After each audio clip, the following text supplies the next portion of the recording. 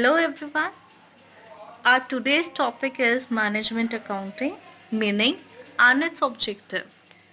Now, first of all, what do you mean by management accounting? Management accounting होता क्या है? Management accounting क्या है? Presentation है accounting के information की.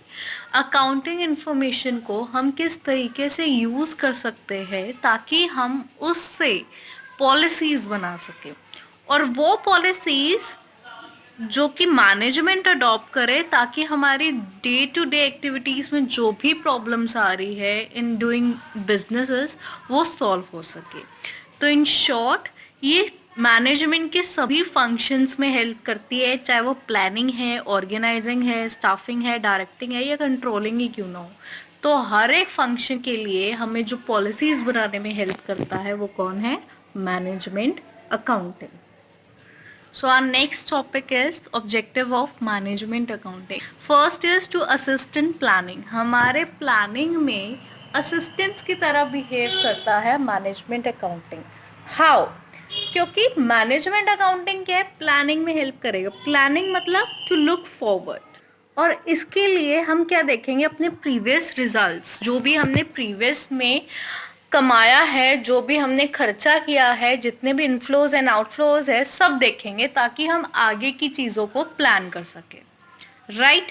तो मैनेजमेंट अकाउंटिंग इसीलिए हमारी इस चीज़ में हेल्प करेगी क्योंकि वो प्रीवियस ईयर ऑफ अकाउंटिंग में से हमें समरीज निकाल के दे देगी और हमें पॉइंट्स बता देगी कि ये एक्टिविटीज़ जो बिजनेस की आप लोगों ने की थी इसमें आपको इतना प्रॉफिट हुआ है और इसमें आपको लॉस हुआ है जो कि आपको नहीं करना चाहिए था. यानी कि डिज़ायरेबल रिजल्ट्स हमें मिल सकते हैं जब हम प्रीवियस रिजल्ट्स को कंपेयर करेंगे. तो इसलिए प्लानिंग में हेल्प करेगी हमारी management accounting. Next is to assist in organising. Organising में कैसे हेल्प करेगा? By preparing budgets. अब हमें प्रीवियस चीज़ें पता चल गई है, कितना अपने को लॉस हुआ, कितना प्रॉफिट हुआ, कितने एक्सपेंसेस हुए. अब उसके रिगार्डिंग हम उस इंफॉर्मेशन की वजह से हम अपने बजट्स बना सकते हैं ताकि हम एक स्पेसिफिक कॉस्ट से ज़्यादा ना बढ़े. उसके लिए हम क्या बनाएंगे? कॉस्ट सेंटर्स बना देंगे ताकि जो भी हमारी चीज़ें होंगी उस सेंटर्स के, उस रेगुलेशन के अंदर ही रहे. और इसका नेक्स्ट चीज़ में क्या होगा? Delegate the respective responsibilities. अब हमने ये चीज़ पता चल गई, हमें ये करना है. अब वो करने के लिए हमें क्या चाहिए? एम्प्लॉयज़ चाहिए और एम्प्लॉयज़ को हम उतनी ही रिस्पॉन्सिबिलिटीज़ डेलीगेट कर देंगे जितने हमें रिजल्ट्स चाहिए.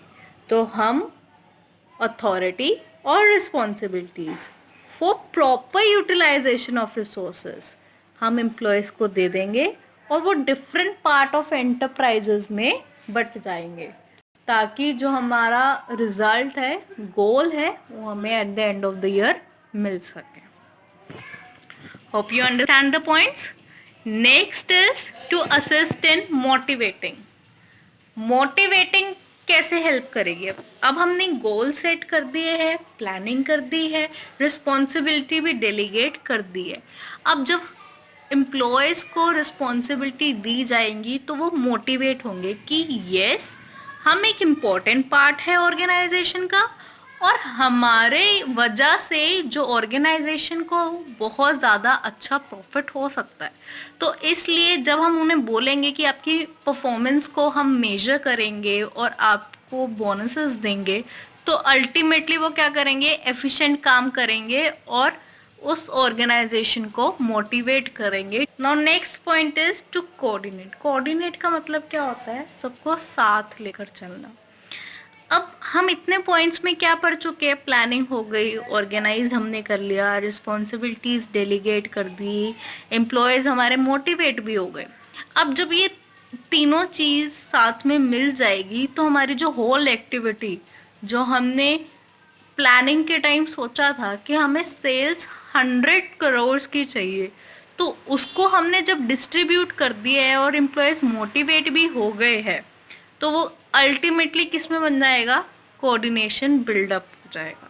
बिकॉज सभी एक्टिविटीज एंटरप्राइज में डिवाइड हो चुकी है और सब अपना काम कर रहे हैं साथ के साथ ताकि हमारे जितने भी बजट्स है, जितने भी हमने परफॉर्मेंसेस मेजर करनी है, वो टाइम टू टाइम हो सके।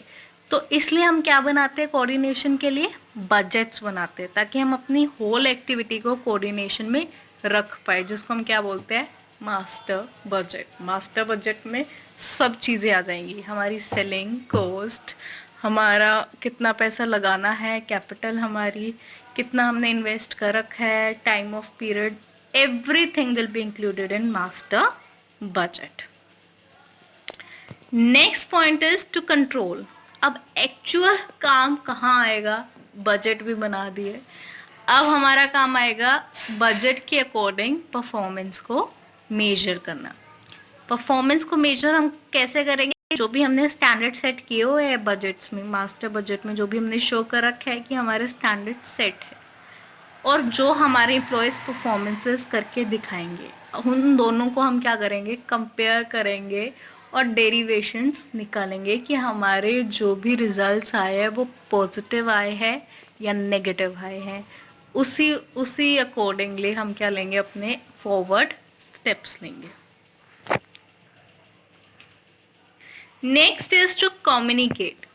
कम्युनिकेट का मतलब क्या हो गया? अब आपके रिजल्ट्स आ गए आपके पास, ठीक है, आपने उसको स्टैंडर्ड के साथ कंपेयर भी कर लिया, अब आपके पास आ गए कुछ के पॉजिटिव कुछ के नेगेटिव। अब उसको आप लिख लोगे और उसको कम्युनिकेट कर दोगे मैनेजमेंट को, जो भी हमारी पूरी की पूरी साल की फाइनेंशियल इंफॉर्मेशन होगी, जिसमें सब कुछ होगा, बिजनेस की परफॉर्मेंस, सारी इंफॉर्मेशन, सारे रिपोर्ट्स, सारी स्टेटमेंट्स। तो ये सब मिला के बनता क्या है? मैनेजमेंट अकाउंटिंग बनता है। तो मैनेजमेंट अकाउंटिंग इन शॉर्ट वो सब चीज़ों को इंक्लूड करती है जो कि हेल्प करती है मैनेजमेंट को कम्युनिकेट करने के लिए जो भी इंफॉर्मेशन उनको चाहिए regarding their business. Interpret financial information, वही सिमिलर पॉइंट आ गया है। क्या करता है ये? इंटरप्रेट करता है फाइनेंशियल इंफॉर्मेशन को, जो भी हमने चीज़ें की है, कितना कमाया, कितना खर्चा किया, कितने हमारे एम्प्लॉयज़ टर्नओवर थी, कितनी एब्सेंटिज्म थी, सबको सभी चीज़ों को ये क्या है कि इंफॉर्मेशन में चेंज कर देगा। और इसमें मैनेजमेंट अकाउंटिंग का मेन पॉइंट क्या है? अब ज़रूरी नहीं है कि हमारी मैनेजमेंट में बोर्ड ऑफ डायरेक्टर्स लगा लेते हैं, चलो कि सभी सीएस बैठे कि हमने अगर उनके सामने बैलेंस शीट रख दी तो वो सब समझ जाएंगे, ज़रूरी नहीं होता है, ठीक है, कि हमारे डायरेक्टर्स चार्टर्ड अकाउंटेंट क्यों ना हो या अकाउंटेंट का बेस हो या ना हो, ज़रूरी नहीं है। तो उस इंफॉर्मेशन को जो कि एक एक्वायर्ड नॉलेज वाला बंदा, एक प्रोफेशनल समझ सकता है, वो बंदा एक ऐसे इंसान को कैसे समझाएगा जो उस बैकग्राउंड से है ही नहीं? तो उन दोनों के बीच में कौन हेल्प करेगा? मैनेजमेंट अकाउंटिंग हेल्प करेगी, क्योंकि वो उस इंफॉर्मेशन को सिंप्लेक्स फॉर्म में डाल देगी और उसको इस कदर मैनेजमेंट तक पहुंचाएगी कि उन्हें हर इंफॉर्मेशन रिलायबली समझ आ जाए, ताकि जो भी इंफॉर्मेशन के थ्रू उन्होंने रिजल्ट्स डिसीजंस लेने हैं वो अपने ले सके। So this is the end of our lecture. इस पॉइंट्स को आप, इन ऑब्जेक्टिव्स को आप कैसे मर्जी यूज़ कर सकते हैं अपने क्वेश्चन में, क्योंकि ये जो मैनेजमेंट का क्वेश्चन है ये हमें बहुत सारे डिसीजंस लेने में हेल्प करता है, बहुत सारे टूल्स के बारे में हेल्प बताता है। तो as a tool, as a decision tool आप इसको कैसे भी यूज़ कर सकते हो। In case of any doubt, you can comment below. Thank you so much.